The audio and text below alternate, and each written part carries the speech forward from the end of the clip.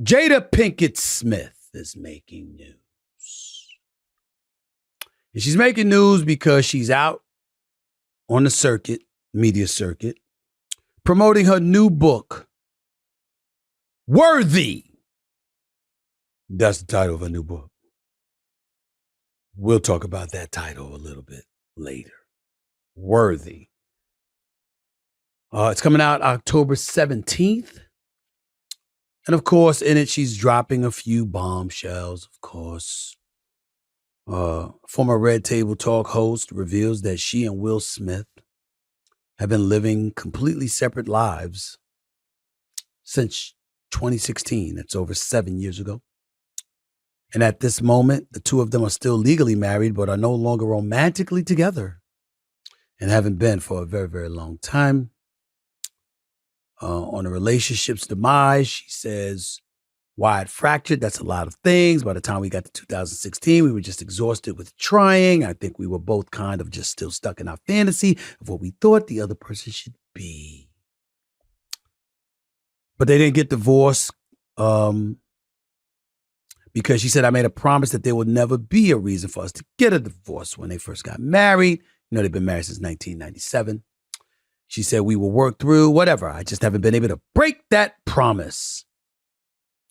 Of course, knowing that her husband slapped the living shit out of Chris Rock on national television, global television, because the Oscars were watched everywhere, she had to bring up Chris Rock, of course. And instead, did we hear an apology? Did we hear anything? No, we haven't heard that. What we heard was that she originally thought Will slapping Chris Rock at the Oscars was a skit, that it wasn't real. She didn't know it was real when she saw Chris Rock's face do damn near 180. When she saw her man's imprints on his left jaw, she thought it was a skit. When she heard that loud ass slap and the audience be aghast. Oh, no. She thought it was a skit. I was like, there's no way that Will hit him. It wasn't until Will started to walk back to his chair that I even realized it wasn't a skit. And of course, last but not least, she had to drop dime, as they say, on Chris Rock, claiming he asked her out for a date. He asked her out on a date, explaining, I think every summer all the reports would come out that me and Will were getting a divorce. In this particular summer, Chris, he thought that we were getting a divorce. So he called me and basically he was like, I'd love to take you out. And I was like, what do you mean? He was like, well, aren't you and Will getting a divorce? I was like, no, Chris, those are just rumors. He was appalled and he profusely apologized, and that was that. I'm qualified to have this conversation. I did write a memoir, Straight Shooter. A memoir of second chances and first takes, New York Times bestseller. By the way, once you're a New York Times bestseller, you are one forever. That is the creme de la creme of being an author. And I am a New York Times bestseller, so I kind of understand. But that's not the subject that I'm at right now. You see, I have to confess to you that being a Christian, loving God, certainly not fully enmeshed in spirituality the way that I should be. I'm a spiritual individual. I pray every morning. I pray every night. I know there's a higher being, that there's a heavenly Father watching over me. But let's just say I'm trying to get to where he wants me to go. I'm just not there yet. But when it comes to forgiveness, I'm usually that dude. People cross me, don't even have to apologize. They just can come up to me and say, hey, man, can we just squash this? Let bygones be bygones. I'm good, man. Peace is a beautiful, beautiful thing. Ain't no reason to have all this animosity towards everybody and all this other stuff. Really no need for it. But I'm going to say this. It's pretty hard for me to forgive Will Smith. It's not my place. My forgiveness doesn't matter, as does most of ours. Here's what I mean. And if Will Smith is listening, I hope he hears me when I say this. Will Smith, we know you're a good brother. Your body of work speaks for itself, not just as an actor, an artist, etc., but as a humanitarian. Your heart's in the right place. We know that. And to engage in condemnation about Will Smith as a person into perpetuity would be wrong and cruel. But what I think you have to respect, Will Smith, is that it's pretty hard for any black man, any black person, but especially any black man. And I'm not saying that white folks shouldn't be appalled either, like Jim Carrey spoke out against them along with various others. And I agree with Jim Carrey. I might have had him arrested. I wouldn't have had him arrested. I would have tried to whip his ass. But somebody else, I can understand how they would have wanted to have him arrested. They definitely would have sued him for hundreds of millions of dollars. I get that.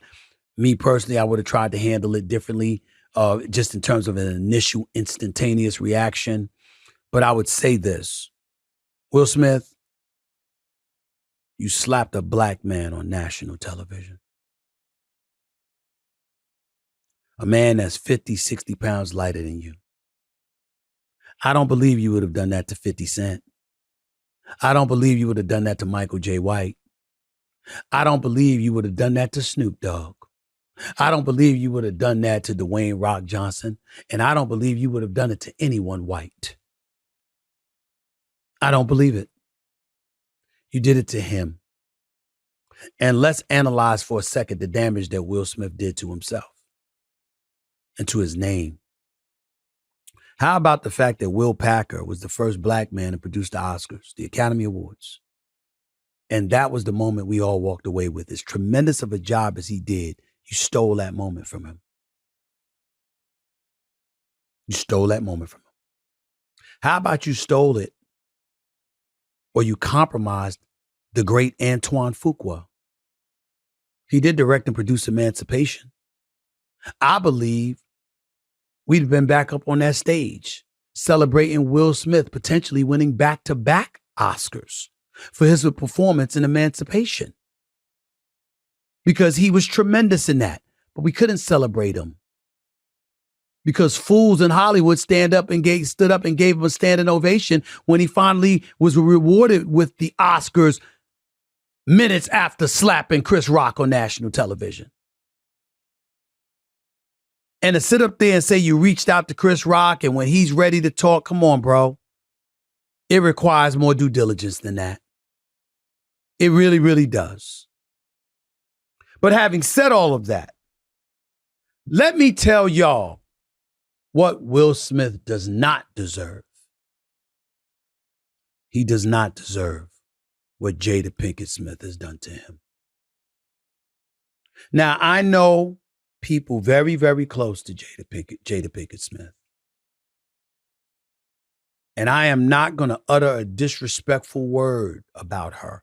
That's not where I'm going. It's deeper than that. There are a few questions that Jade Pinky Smith deserves to be asked to her. Where's your compassion? Where's your decency? Where is your respect for a man you still acknowledge is your husband? Where is the respect for a man you walked down the aisle with and pledged your life to in 1997? For better and worse, through rich, through poorer, in sickness and in health, till death do you part. It wasn't just talking about staying married. It talked about honoring those vows, at least to some degree. Where's all that? Stephen A., what the hell are you talking about? What the hell are you talking about? Well, let us count the ways.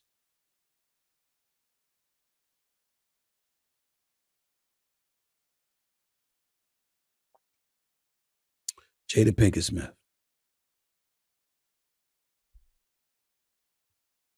What's the dude's name? August? What the hell is his name? I don't know who he is. I know he was the friend of your son, who's 21 years younger than you.